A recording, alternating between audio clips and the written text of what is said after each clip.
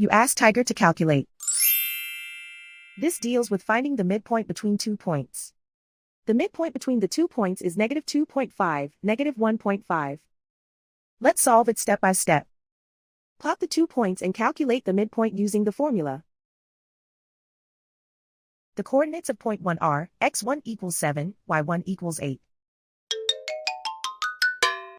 The coordinates of point 2 are x2 equals -12, y2 equals -11. PM represents the midpoint of the 2 points.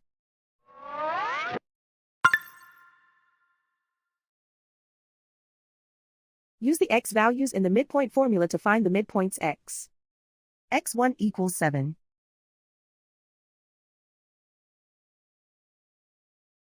x2 equals -12.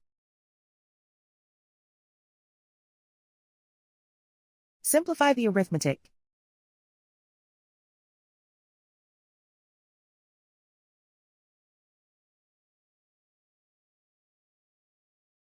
Use the y values in the midpoint formula to find the midpoints y.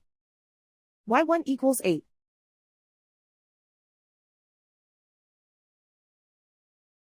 y2 equals -11. Simplify the arithmetic.